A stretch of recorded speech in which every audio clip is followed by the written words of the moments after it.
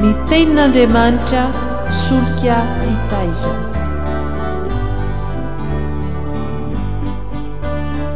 Fandaharana atolotry ny radio teny fiainana miaraka amin'ny fikambanana hira sy filazantsara.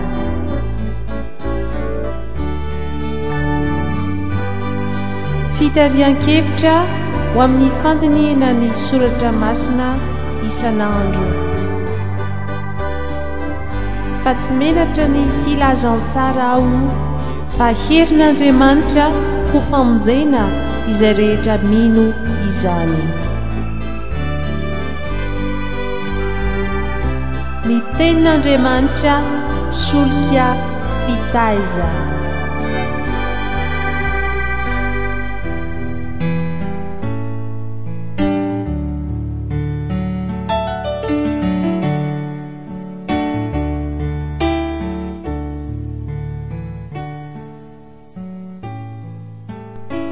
Faly miarabanareo havana izay miaino sy manaraka ity fandarana ny tenin'Andriamanitra solika fitaiza ity eto amin'ny radio teny fiainana. Ny fandrinay dia mba hahatonga fitahina sy fampandrosoana ny finoantsika ny fiainona ity fandarana ity noho ny fahasoavan'Andriamanitra tompontsika. Andriamanitra no tompo, Andriamanitra ny tompo. Izany no lohahevi-dehibe izay omena antsika mandritra ity herinandro asa vaovao ity ary dia matoky sy mangataka ny fitarian'ny fanahy masina isika riavana mba homba antsika mandrakariva handraisantsika ny votoatiny ny hafatra izay ampitain'ny tompo amintsika. Inona no hevitra ankapobe entiny hoe Andriamanitra no tompo. Raha ny sofina mandray izany dia ampoizina fa tsy dia tokony nisy ny ady hevitra ny amin'ny mahatompo an'Andriamanitra satria izany indrindra no maha-Andriamanitra azy, fa izy no nahary sy nampisy izao rehetra izao, ary izany dia tamin'ny alalan'ny teniny araka ny voasoratra hoe amin'ny anaran'ny tompo tamin'ny voalohany ny teny, ary ny teny tao amin'Andriamanitra, ary ny teny dia Andriamanitra.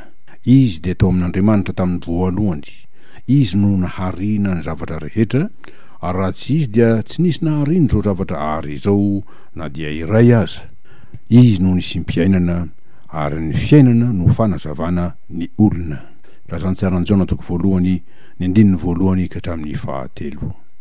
Ary dia ny tompo no nametra ny lalàna momba izao rehetra izao, na ny endriny, na ny karazany, na ny habeny, na ny lanjany, na ny lokony, na ny heriny, na ny tsirony, na ny faharetany. Ary dia mahavariana indrindra ny halala ny fiasan'Andriamanitra fa lehibe amin'ny fisainana izy ary mahatalanjona amin'ny atao araka ny Jeremia 2:7-7. Fa na dia eo aza ny hamaroan'ny zavatra vitany dia tsy misy mitovy izy ireny, ary na dia mety hisy fitovizana ihany aza indraindray dia tsy misy kosa ny sahala. Dia toy ny mahasamihafa ny endriky ny olombelona na dia maro toinona dia samy manana an'izay maha izy azy. Ahoana ny filazan'ny mpanao salamo azy? Endre ny hamaroany ny asanao Jehova fa endrena no nanaovanao azy rehetra, henika ny zavatra nataonao ny tandy na ny harenao ny tandy. Indro ny ranomasina sady lehibe no malalaka andy no misy zava mihetsiketsika tsy tambo isaina dia zava-miaina na kely na lehibe. Salamo 4:7 zany, 4:7 sy 5:20.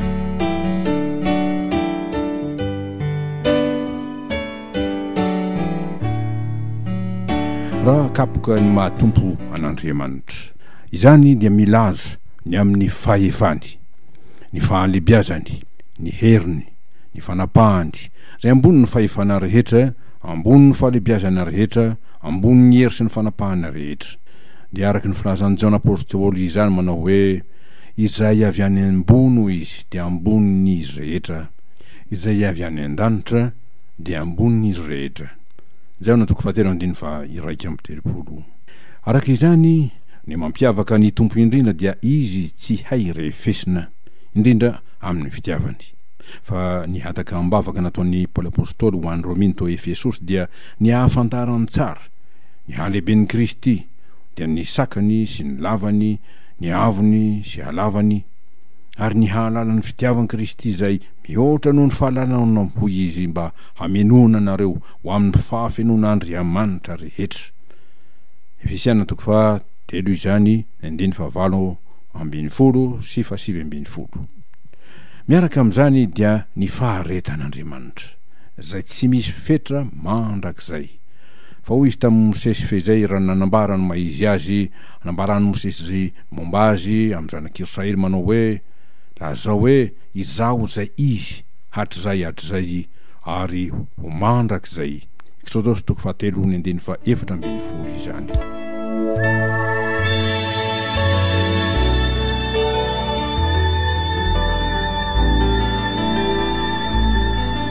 Inona rehefa izany ny antony mahasahirana ny olona?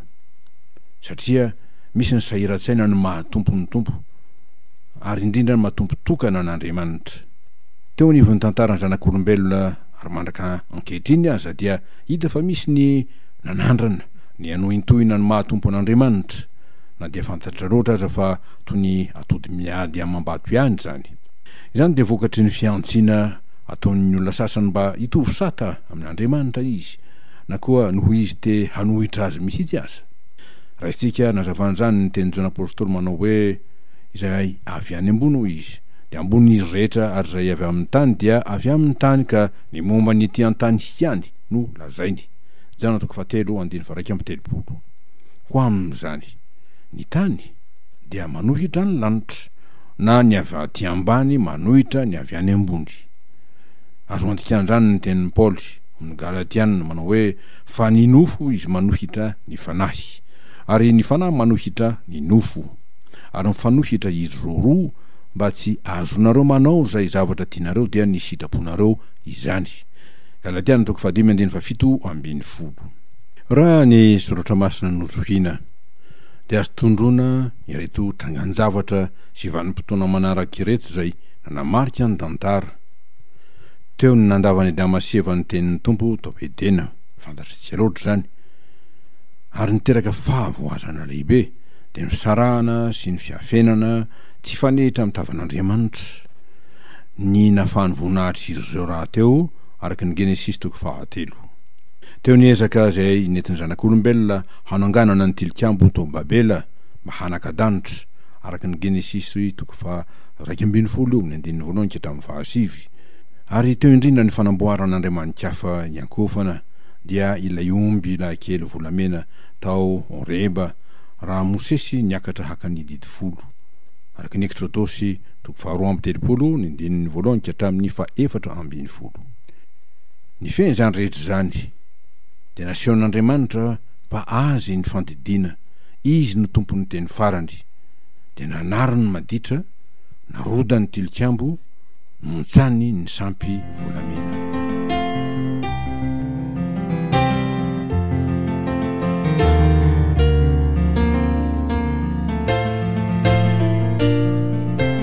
Ahoana ary inona no azo atao mba azona famonjena?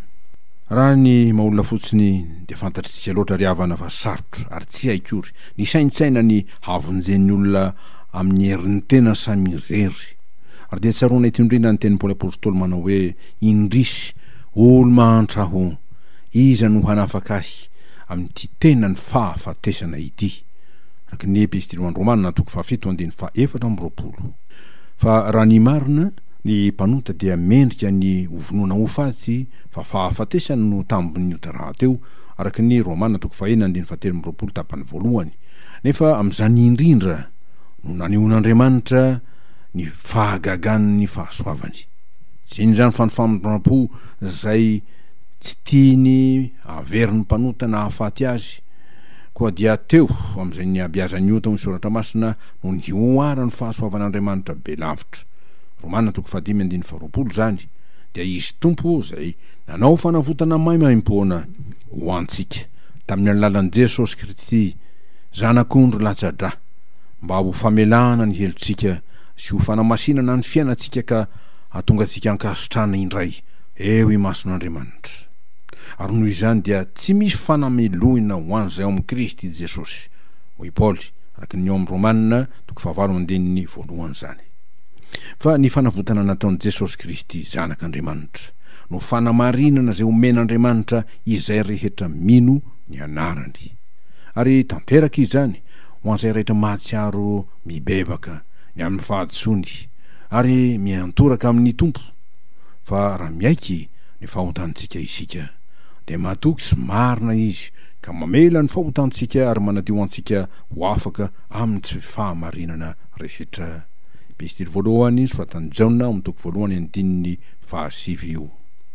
Ary dia izany no mitarika antsika riavako hibanjina ny zana-doha hevitra voatendry ho amin'ity andro ity manao hoe Andriamanitra tompo tokana.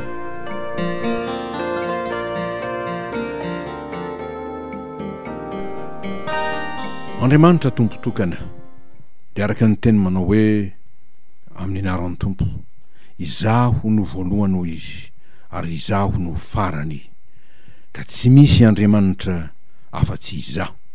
Araka ny Isaia 4:7 eny izaho izy no Jehova, na izaho no tompo, fa tsy misy hafa, tsy misy Andriamanitra afa-tsy izaho. Isaia 5:5 dia nomeny tompo tokoa izany fanambarana lehibe zany ho antsika mba tsy hadiso hevitra antsika olombelona iondrika sy enkoka amin'izay tsy Andriamanitra, ka avoa antsika sy avery antsika izany. Fa ho indrindra ny fanambarana soratra masina tamin'ny alalana Petera apôstôly, zay tsy voasaky amin'ireo jiosy hanao fitsarana natao hoe sinediona niezaka nampangina azy. Hoy Petera amin'ny anaran'ny tompo, ary tsy misy famonjena amin'ny hafa, fa tsy misy anarana hafa ambanin'ny lanitra nomenan'ny olona zay hazo antsika famonjena. Boky ny asan'ny apôstôly amin'ny toko 4:2. Eny tsy misy anarana hafa izay nomen'Andriamanitra azo antsika famonjena afa-tsy ny anaran'i Jesosy Kristy avy any Nazareta ihany. Izy no vato voafidin'Andriamanitra araka ny voasoratra hoe, ity no vato zay nolavinareo mpanao trano nefa tonga feizoro. Asan'ny apôstôly toko 4:1. Ary dia vao maika anteriny izany ho an'izay rehetra ny fidiny mba tsy herikerika na hirosaina foana na hiemotra, fa atoky ary atoky tsara ny tompo dia tompo tokana zay efa niantso sy nifidy azy, ary niteny taminy manao hoe koako fantatrao fa Jehova Andriamanitra ihany no Andriamanitra. Deutéronome 7:7 zany. Izany hevi-dehibe sady fototra izany ho amin'ny fonotsika ho famonjena. Izany no anterin'ireo vaky teny roa zay tondron'ny ny perikiopa, dia ny voalohany Mateo 4:7 ka hatramin'ny 4:20.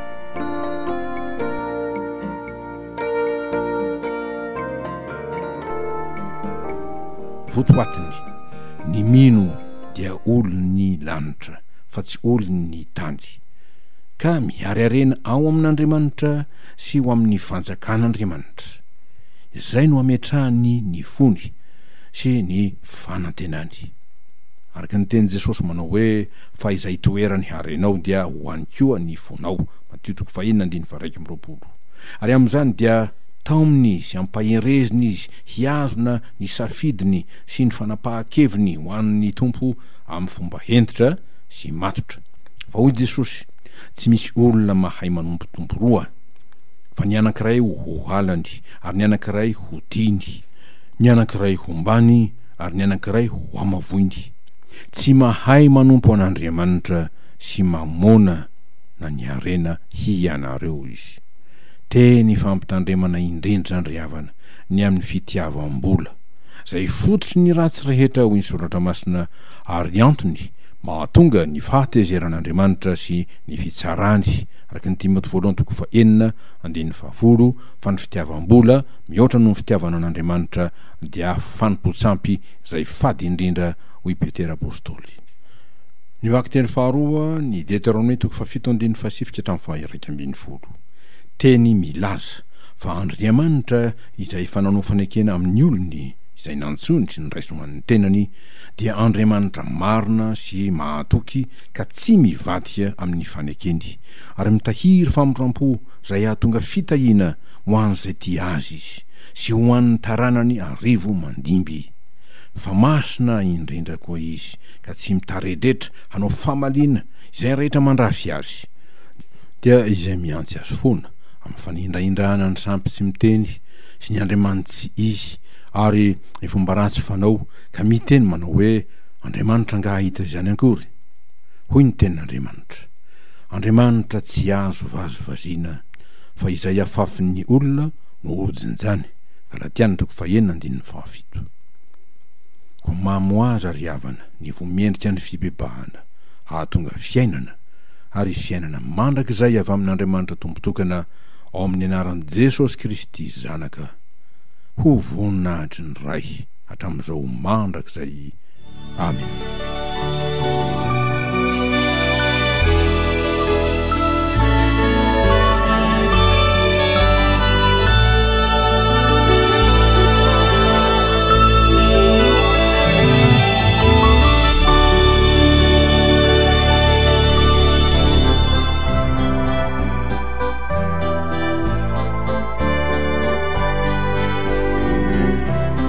Ny tenin'Andriamanitra solika fitaizana. Fandaharana atolotry ny radio teny fiainana miaraka amin'ny fikambanana hira sy filazantsara.